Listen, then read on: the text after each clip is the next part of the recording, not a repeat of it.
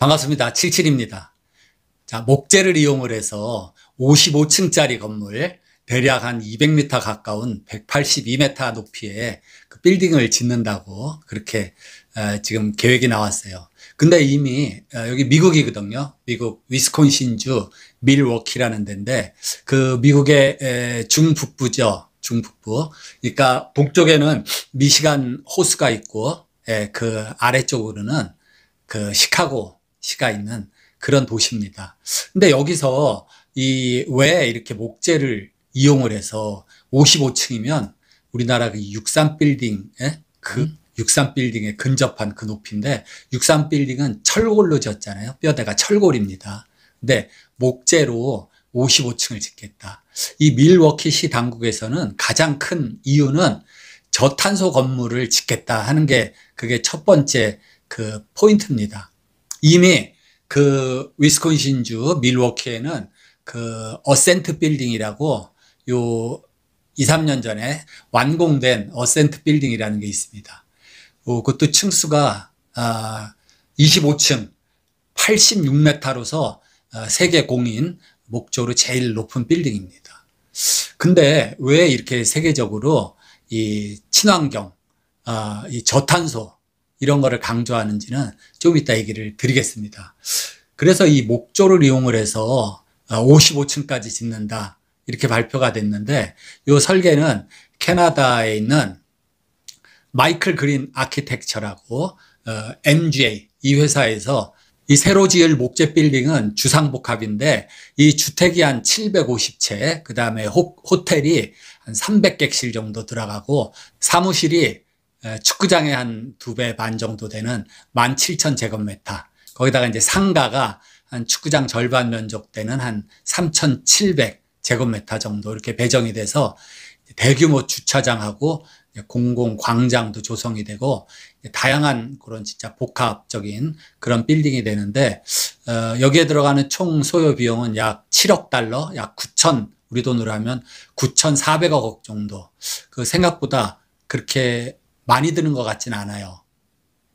그 비교적인 예가 일본의 스미토 모린교라는 그런 주택회사가 있는데 건설회사.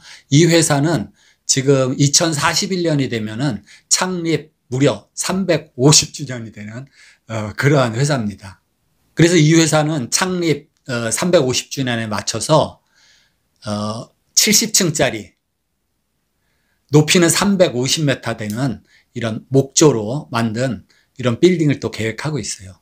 이 건축 면적은 6,500제곱미터고 이 연면적은 45만 5천 제곱미터 이렇게 되는데 이 미국 밀워키시에서 이 지금 예산하는 거는 한 9,400억 정도 되는데 이 스미토 모린교 이 회사에서 지금 계획하는 거는 공사 투입비가 무려 우리 돈으로 하면 한 6조 원 정도가 됩니다. 차이가 많이 나는데 물론 규모 차이가 좀 나긴 해도 굉장히 많이 차이가 나는 것 같아요. 그러면 이 탄소 배출이라는 게 뭐냐? 우리가 쉽게 말하면 우리가 콘크리트를 만들기 위해서는 시멘트가 필요하잖아요. 그 다음에 철근도 들어가고 그래서 이런 철근 콘크리트 조다 또는 철골 조다 이런 건물을 지을 때 이 건축물에 소요되는 그 자재를 생산하기 위해서 탄소가 굉장히 많이 발생을 합니다. 그래서 우리 지구 전체에 이 공동의 우리 인류 공동의 지금 문제가 이 탄소가 많이 배출됨으로써 지구 온난화가 되고 지구 온난화가 되면서 기후가 변화되고 이제 농사도 안 되고 사람 살기에 너무나 부적절한 그런 지구 전체에 위기가 오는 것을 막기 위해서 지금 탄소 저감을 위해서 각국마다 이 쿼터제죠. 이 어느 나라는 탄소를 1년 얼만큼 이상 배출하면 안 된다. 이런 규정, 협약이 다 돼 있어요. 그래서 탄소를 줄이는 게 굉장히 우리 인류의 지금 숙제입니다. 대략 이제 기존의 철근 콘크리트 빌딩에 비해서 이 목조로 하면은 한 4분의 1 정도로 탄소 발생이 절감되는 걸로 그렇게 얘기가 되고 있습니다. 이 4분의 1로 준다는 거는 제 얘기가 아니라 국립산림과학원 여기 자료에 의한 거예요. 그래서 약 이제 기존의 철근 콘크리트 방식보다 이 목조로 하면은 탄소 배출이 한 25% 대폭 그 정도 발생밖에 안 되도록 줄인다 이겁니다. 여러분들 우리가 맨날 타고 다니는 이 자동차 있잖아요. 다 자동차. 지금 뭐 전기 자동차로 이렇게 지금 변환되는 과정에서 여러 가지 지금 뭐 화재도 있고, 리튬 화재에 대한 거는 제가 지난 영상에 찾아보면 나와요. 그 리튬이라는 게 굉장히 그 화재에 위험하고 좀 까다롭습니다. 충격을 받든지 이게 뭐 구멍이 나가지고 물하고 닿든지 그러면 폭발적인 화재가 일어납니다.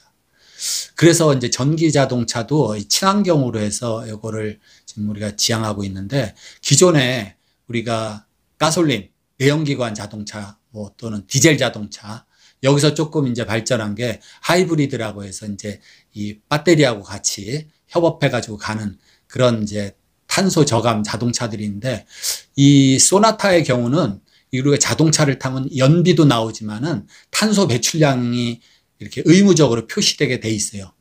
소나타 같은 경우는 이 하이브리드가 있고 그냥 가솔린 소나타가 있는데요. 이 가솔린 소나타 자동차의 경우는 1km 갈 때마다 131g의 탄소가 나옵니다. 그리고 이 하이브리드 같은 경우는 1km 갈 때마다 79g의 그 탄소가 배출돼요. 그럼 우리가 계산을 한번 해보면, 계산기 두드려 보면 나오잖아요. 자동차 내가 1년에 한 3만 킬로를 탄다. 그러면 3만 킬로미터 곱하기 131g 킬로미터당, 그거를 곱하면 3,930kg이 탄소가 배출이 돼요. 내 차 꽁무니에서. 그러면 1년이면은 3,900kg이니까 3.9톤, 약 4톤 정도의 이 탄소가 내 차 꽁무니에서 배출이 되는 겁니다. 여러분들 기체 상태로 나가기 때문에 무게 개념이 없죠.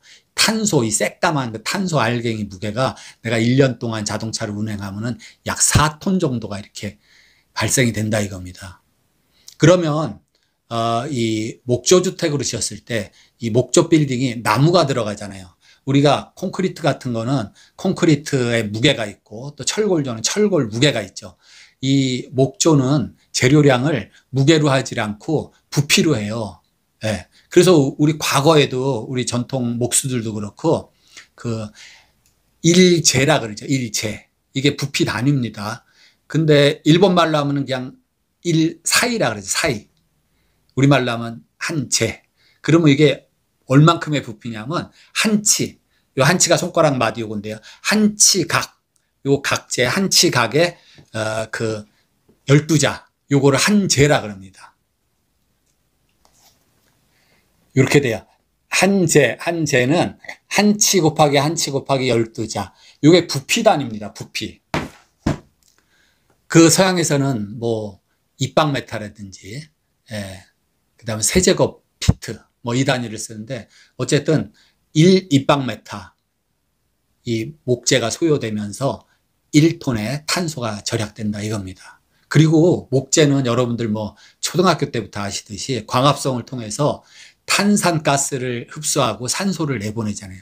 그러니까 탄소를 흡수하고 산소를 배출합니다. 그렇기 때문에, 아니 근데 이 빌딩 짓는데 목재가 어마어마하게 많이 들 텐데 그거 다 나무 다 잘라서 쓰면 어떡하냐 하지만은, 캐나다라든지 북미주에는 산림이 엄청 우거져서 나무가 이 시간에도 무럭무럭 자라고 있어요. 그래서 다 이렇게 나누기를 해서 어느 지역을 딱 나무를 전부 이제 벌채를 하면은 또 거기다 나무를 심고, 그래서 지속적으로 나무를 관리하면서 생산을 하니까 그거는 이렇게 염려를 안 하셔도 됩니다. 일반적으로 우리가 이 목재로 빌딩을 짓는다 그러면 언뜻 생각에, 야 이거 약하지 않냐, 목재가 약하지 않냐, 이 생각을 하는 거 있고, 또 하나는 화재에 약하지 않냐, 또 이런 게 있습니다. 그래서 이런 우리가 선입관 같은 목재에 대한 염려가 있는데, 그거는 염려하지 않으셔도 돼요. 자, 계산을 해보니까 간단하게 이제 그 철재와 목재를 비교해서, 특히 뭐 다른 강도, 이제 강도가 여러 가지 재료가 있으면은 이 재료에 대해서 뭐 이렇게 휘는 휨 강도, 또 여기에 눌렀을 때 압축 강도, 또 이렇게 잡아 당겼을 때 인장 강도, 이런 것들이 있는데, 이 목재는 제일 강한 거는 인장 강도가 제일 셉니다. 인장 강도. 그 다음에 이제 휨 강도도 세요. 그리고 이제 압축 강도가 있는데, 압축 강도를 철재하고 한번 비교해 볼게요. 그 다음에 또 어떤 강도가 있어요. 우리 건축에서 그 힘 받는 게 이 전단 강도라는 게 있습니다. 이렇게 싹둑 잘라지려고 하는 거. 예? 여기서 우리가 이렇게 지금 이렇게 받치고 있는데, 목재를 받치고 있는데 여기를 이 틈 없이 간격 없이 여기 누르면 이 부분이 이렇게 파괴되는데 그걸 전단이라고 합니다. 전단. 그 전단 강도는 목재는 좀 약해요. 그래서 이 철제하고 목재의 강도를 비교해 봤다. 근데 요 같은 요 단위 요 면적당 압축을 받는 이 단위 면적이면은 1평방 센치 정도로 우리가 하는데, 그 같은 단위 면적당의 압축 강도는 그럼 어떻게 되느냐? 목재 같은 경우에 특히 이제 그 크게 두 가지로 나눠요. 그 곧게 자라는 거, 바늘이 빼쭉빼쭉한 침엽수 같은 거. 그 침엽수는 이 화렵수에 비해서 대체로 평균적으로 강도가 좀 약합니다. 왜냐하면 화렵수는 나무가 바람이 불어도 그렇고 자기 그 지탱하기 위해서는 이 몸통, 그 목재 강도가 좀 강해야 돼요. 근데 예외적으로 뭐 화렵수라도 오동나무처럼 이 비중이 작고 좀 약한 나무도 있어요. 근데 보통은 이 침엽수 같은 경우는 압축 강도가 한 스퀘어 센치당 한 300에서 500kg. 그 다음에 화렵수가 조금 높아요, 평균적으로. 그래서 한 400에서 700kg 스퀘어 센치당. 요게 목재 그 단위 면적당 1 스퀘어 센치당의 압축 강도입니다. 그러면 철제는 어떻게 되냐면은, 철제는 대략 압축 강도가, 이제 철제도 종류가 많잖아요. 연철이 있고 뭐 그냥 주철이 있고 뭐 여러 가지가 있는데, 그 중에서 그냥 강제, 우리가 많이 쓰이는 강제 같으면 1 스퀘어 센치당 그 압축 강도가 한 1200kg에서 1800kg, 허용 압축 강도가. 근데 이거를 그냥 단위 면적당으로 비교를 하면은 철제가 훨씬 높죠. 근데 그렇게 비교를 하면 안 되고 같은 무게당, 같은 무게로 비교를 해야 됩니다. 그러면 자, 목재 1톤이 버티는, 목재 1톤의 그 단면이 버티는 그 하중 강도하고 철제 1톤. 그러면 비중을 따져봐야 되겠죠. 비중을 따져보면 철제의 비중은 7.8. 그러니까 목재 비중을 0.5, 침엽수를 0.5라고 했을 때 약 한 15배, 16배 차이가 납니다. 비중에서. 예. 그리고 이제 강도는, 자, 철제가 한 1스퀘어 센치당 1800kg, 그 다음 목재가 한 500kg 하면은 강도는 철제가 약 3.6배가 높아요. 그렇지만 비중에서 15배가 차이가 나니까 요 비중 15배, 16배를 이 철제, 목재 그 강도, 그러니까 철제가 한 3.6배가 높은데 그걸로 나누기를 해보면은 이 비강도라 그러죠.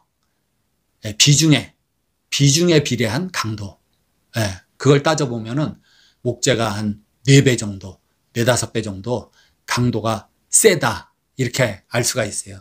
그래서 우리가 오해하는 거는, 야, 목재가 강도가 약할 텐데 철제랑 비교를 해봤을 때 비강도 같은 경우는 이렇게 압축 강도 특히 한 4, 5배가 세요. 근데 인장 강도, 이렇게 잡아 당기는 인장 강도를 비교해보면 철제가 훨씬 더 비강도가 높습니다. 특히 이런 대나무 같은 거는 이 비강도가 뭐 철제보다 뭐 하여튼 7, 8배 높은 걸로 알고 있어요. 여러분들이 이제 계산을 해보면 돼요. 그 다음에 또 뭐가 있냐면은 이 목재 가공 기술입니다. 거기다가 이제 접착제, 화학의 발전으로 인해서 이 목재를 그냥 쓰는 게 아니라 이 CLT라고, 크로스 라미네이티드 팀버. 그래가지고 이 사진에서 보시는 것처럼 저 목재를, 우리가 집성목이라는 건 많이 아시죠? 라미네이트 팀버라 그래서 목재를 이렇게 판처럼 이렇게 쭉 붙였어요. 붙여가지고 넓은 판을 만드는데 그게 이제 집성목입니다. 그래서 쭉 붙이는데 길이 방향으로 붙이죠. 근데 길이 방향으로 나무끼리 만날 때 이 핑거 조인트라고 이렇게 가공을 해서 나무를 이렇게 껴가지고 붙여요. 핑거 조인트, 디핑거, 라미네이티드 팀버 이렇게 얘기를 하는데, 그 집성목을 이 방향으로 돼 있으면 또 직각 방향으로 해서 다시 이걸 붙여서 이렇게 구조형 판재를 만들어요. 그거를 CLT라 그랬는데 직각 방향으로 붙였다 그래서 크로스 라미네이티드 팀버라 그럽니다. 이게 이제 목조의 이 자재가 되는 거예요. 그래서 우리가 이 나무 자체의 강도가 세야 되지만 이 접착제의 접착 강도가 중요할 거 아니에요. 이 나무는 강한데 접착제가 약해서 다 붙여놓은 거를 이렇게 잡아 뜯으면 그냥 뚜두둑 떨어져요. 그러면 안 되죠. 그래서 이 나무의 강도보다도 접착제 강도가 훨씬 더 강하다. 다시 말해서 나무와 나무를 접착했을 때, 파괴시킬 때 나무가 찢어질 망정 접착제가 찢어지진 않는다. 접착제가 파괴되진 않는다. 이 같은 개념이 우리가 조적조에서도 마찬가지예요. 조적조가 뭐예요? 벽돌을 하나 접착제, 접착 몰탈, 본드로 붙여서 쌓는 거 아니에요? 그러면 이 전체적인 이 조적 벽돌집의 강도는 뭐가 그 강도를 좌우하냐? 이 몰탈의 접착 강도가 그 벽돌집의 강도를 좌우하는 거예요.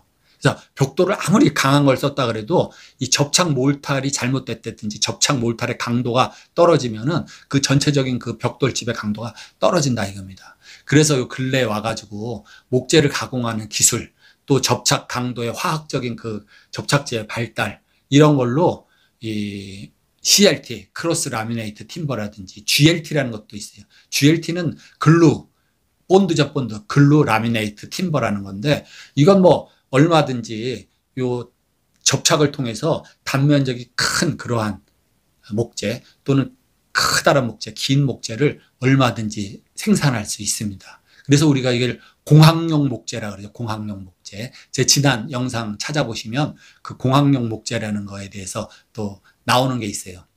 이 사진에서 보이는 저 기둥이라든지 저렇게 또 가공해서 볼을 만들 수도 있는데, 이 단면이 큰 글루드 라미네이트드 팀버, 공학용 목재를 만들었어도 얘를 또 조인트, 접합시키는 게 중요하잖아요. 그렇기 때문에 이 접합에 대한 기술적인 아이디어는 또 요 생산 메이커마다 그 아이디어하고 특허가 다 다른데, 저 구멍을 뚫어서 뭐 볼트 조임이라든지 그런 가공이 다 돼 있어요. 그러면은 이 사진에 보이는 거는 같은 그 밀워키시에 이미 2022년도에 완공한 그 25층짜리 높이는 86m입니다. 지금 공인된 저걸로 제일 높은, 지구상에서 제일 높은 목조 빌딩인데 그 부품이에요. 저 기둥. 네. 저렇게 생겼습니다. 저런 걸 조립하고, 또 벽 판넬도 뭐예요? 벽도 내력벽 역할을 할 수 있겠죠. 예, CLT. 예, 그걸 이용을 해가지고 벽체도 다 조립해서 기둥하고 전부 연결시키면은 굉장히 이 지진에도 강한, 강성이 높은 그러한 목조 빌딩을 만들 수 있습니다.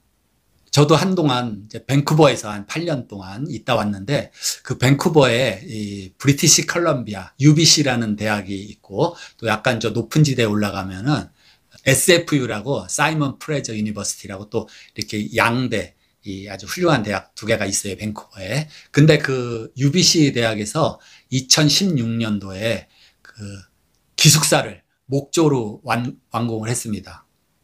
블럭 커먼스라는 이름의 이 기숙사인데 18층 규모의 18층, 300 기숙사실이 있고 약 한 400명 학생이 있는데, 이게 자, 기초 부분의 밑에는 이 콘크리트로 만들었어요. 콘크리트로 만들어서 이 위에 공장에서 미리 생산된 그 목조 CLT 그거 하고, 또 중간에 어떻게 됩니까? 이 척추에 해당되는 중간 뼈대는 그 엘리베이터 홀이 있겠죠. 엘리베이터 그 피트는 이 콘크리트 조로 이렇게 두 줄기가 가고 거기에 이제 목조로 이렇게 돼요. 그래서 이 목조 주택이냐 목조 빌딩이냐 아니냐의 이 판단은 주요한 그 주요 구재부, 그러니까 기둥, 내력벽 이런 것들이 목조로 돼 있으면은 그거는 목조 빌딩이다, 목조 건축물이다, 이렇게 그 판정을 하는 겁니다. 그래서 그 같은 밀워키시에 있는 어센트 빌딩도 한 4, 5층인가? 한 5층까지는 그 콘크리트 구조물로 올라왔어요. 그래서 그 콘크리트 구조물에서부터 그 위로 목조로 만든 겁니다. 콘크리트 건물, 콘크리트 구조가 끝나는 5층 이 부분에는 수영장이 있고요. 그 수영장 위에는 이제 사무실을 해가지고 뭐 이렇게 해서 25층짜리 그러한 게 완공이 됐는데, 제가 캐나다에 있을 때 벌써 한 꽤 오래됐죠. 그때만 해도 이 시내 쪽에 신축 그 상업 건물을 질 때 보면은 저도 그때 참, 이 한 3계층이 콘크리트적으로 올라갑니다. 그리고 3계층 슬라브 뚜껑에서부터 말하자면 경량목 구조, 2x4 공법, 2x6, 뭐 12, 뭐 이런 거를 해가지고 또 한 몇 개 층이 올라가요. 한 3개층. 그래서 지금 캐나다 규정 같은 경우는 그 경량목 구조라 그러죠. 우리가 보통 기본적으로 2x4, 2x6 이런 스터드로 해서 올라가는 거는 6층까지 제한을 합니다. 우리가 흔히 말하는 그 중목 구조식으로 좀 단면이 큰 걸로 목조를 한다 그러면은 캐나다 같은 경우는 이제 한 12층까지 그렇게 그거를 이제 허가해 주려는 그러한 입장이 있습니다. 우리나라하고 좀 목조에 대한 이런 구조 기준이 제한이 상당히 좀 완화가 돼 있죠. 그래서 지금 이러한 친환경적인 재료 목조로 이 고층 빌딩 시도가 되고 있고 또 이미 이렇게 막 한 20여 층 100m 가까이 되는 이러한 건물들이 완공되어 있습니다. 이 목조로 지면은 이 생각보다 장점이 많습니다. 그래서 요즘에 이제 현대 건축에서 요구되는 그 시공 측면에서의 그 요소들은 뭐가 있냐면은 이 정밀한 시공 관리입니다. 그러니까 시공 관리를 하는데 굉장히 중요한데 시공 관리가 잘못되면은 우리나라에도 아파트에서 지금 뭐 무너지는 사고까지 이렇게 나듯이 그런 문제가 있어요. 시공 관리에서 여러분들 생각해 보세요. 그 현장에서 관리를 해야 되니까 이 정밀한 어떤 설계대로 했는지 이 관리가 좀 어렵습니다. 그리고 이 고층으로 올라가는 거는 아래에서부터 이 조그만한 어떤 오차가 생겨도 문제가 크게 일어날 수가 있어요. 그 다음에 이제 시공 관리 말고 또 품질 관리가 있는데 우리나라에서 제일 많이 뭐 고층, 특히 아파트, 이 철근 콘크리트잖아요. 근데 이 품질 관리에서 콘크리트 같은 경우는 정말 상당히 어렵습니다. 제 자신이 건설 재료 시험사예요. 예. 그 자격을 받기 위해서는 제가 그때 기억나는 게 그 시험, 제가 그 자격 패스하기 위해서 이 콘크리트 슬럼프 테스트도 하고, 그 다음에 시멘트 비중 테스트도 하고, 이런 걸 직접 다 해가지고 그 결과치를 봐야 돼요. 그래서 제가 겪어보면은 특히 콘크리트는 굉장히 품질 관리가 어렵습니다. 첫째, 이제 공장에서, 레미콘 공장이죠. 그 배처 플랜트라는 그런 기계에서 각종 재료가 투입돼서 거기서 믹싱이 돼가지고 나와서 그게 이제 1차 품질이 거기에서 또 좌우가 돼요. 거기에 모래량, 세멘트량, 뭐 물의 질, 그 모래도 염분이 있냐 없냐, 또 그 모래 입도, 자갈의 입도, 또 이 자갈이 강자갈이냐, 깬자갈이냐, 뭐 그런 거 굉장히 거기서부터 어렵습니다. 그러면 거기서 레미콘 공장에서 이득을 취하려고 욕심을 내면은 품질이 떨어지는 그러한 규격의 골재들이, 그러한 양의 시멘트가 이렇게 투입이 될 수가 있어요. 그래서 거기서도 문제가 있습니다. 그 다음에 철골 같은 경우도 어떻게 돼요? 물론 KS 규격, 또 뭐 일본에서 수입되는 거는 JIS 규격 다 있지만은 거기서 시공될 때 또 어떻습니까? 이 용접 같은 거, 용접이 잘 됐는지 못 됐는지 이 숙련도에 따라서 검사하기도 힘들고, 또 이런 뭐 방청을 어떻게 해야 되는지, 또 화재 시 내화 피복은 어떻게 해야 되는지 이런 것들이 굉장히 어려워요. 근데 여기에 반해서 공장 생산되는 이러한 CLT 가공품 같은 거, 그래서 목재지만은 전부 접착 가공이 되고 가공 구멍, 그 안에 이 접합할 수 있는 철물 브라켓들이 다 들어있어 가지고 공장에서 최적 조건에서 가공이 정밀하게 되는 데에서 굉장히 경쟁력이 있는 거예요. 그리고 이제 효율적인 시공 이런 방법이 추구가 되는데 현대 건축에서 요구되는 거. 자, 공사 기간이 굉장히 중요하죠. 콘크리트 같은 경우는 어떻게 돼요? 현장에서 다 거푸집을 만들어서 철근 조립해서 콘크리트 또 타설하고 그게 굳을 때까지 기다렸다 또 그 거푸집을 타령을 하고 보양을 하고 뭐 이러한 여러 가지 그 골조를 만드는데 시공부터 양생을 하고 보양을 하고 이런 과정이 과정마다 참 중요해요. 그렇기 때문에 충분히 이 양생이 덜 됐을 때 거기에 또 다음 층 하중이 가해진다든지 뭐 진동과 충격이 가해진다든지 그러면 맛이 가는 거예요. 또 시공 상태에서도 어떻게 돼요? 이 초보자가 모르고 철근에다가 진동기를 막 갖다 대가지고 콘크리트 안에 들어있는 철근이 진동을 받아가지고 부착력이 떨어져서 또 강도가 떨어지고 이런 것들이 상당히 많습니다. 또 거푸집이 정밀하게 짜여지지 않고 그 시멘트 국물이 빠져나가면서 곰보가 진다든지 이러한 여러 가지 문제가 많지만은 품질 관리 면에서도 공장에서 생산돼 가지고 운반해서 현장에서는 어떻게 돼요? 조립만 하면 돼요. 크레인이 딱 들어주면은 조립만 하면 되고, 그래서 요즘에 지향하는 시공 방법이 뭡니까? 프리패브 방식. 그러니까 미리 제작된 갖다 조립 방식. 그 다음에 모듈화, 규격화죠. 대량 생산하기 좋게 딱 적당한 크기로 딱 규격제로 해서 나오는 거예요. 대표적인 우리 어린애들 그 놀이기구가 뭡니까? 레고 블록 있죠, 레고 블록. 그 규격화된 그 블록 가지고 5만 가지 조합을 해서 막 형태를 만들어내잖아요. 그렇듯이 이 기본 블록 또 변형된 블록들 몇 가지들 해서 이 빌딩을 만드는데 굉장히 좋은 그런 장점이 있습니다. 그리고 요즘에 안전이 굉장히 중요시가 되는데, 이 현장에서 직접 생산하는 작업하는 방식하고는 차원이 다르죠. 이 공장에서 좋은 시설에서 다 제작이 돼서 포장이 돼서 상차해가지고 운반돼서 오면은 다 그래서 이제 조립만 하면 돼요. 그래서 안전사고 날 일이 그렇게 많지가 않다. 그리고 지금 이 밀워키 시에서도 첫 번째로 꼽은 게 뭡니까? 자, 친환경, 지속 가능한 그러한 친환경 재료의 사용이다. 지속 가능한 거. 우리가 이 석유 자원 같은 거 벌써 지속 가능하지가 못하죠. 다 벌써 이걸 지하에서 파가지고 이제 고갈됐어요. 고갈되고 또 이게 탄소 배출이 돼서 지구 온난화를 발생시키고, 이렇기 때문에 그 친환경 시공이 굉장히 중요한 그런 겁니다. 그래서 에너지를 효율적으로 사용하고 환경에 악영향을 주지 않는 그러한 공법. 또 현장 제작 시공보다 먼지도 덜 나죠. 소음도 덜 나죠. 얼마나 좋습니까? 그 다음에 이 일본 말로 이 기립밭이라고 하는데 그 짜투리도 굉장히 적어요. 예, 그렇기 때문에 버리는 낭비되는 자료도 적고. 그리고 또 한 가지, 야, 목재가 약하지 않냐. 그런데 이 내진이라든지 내구성이 상당히 좋습니다.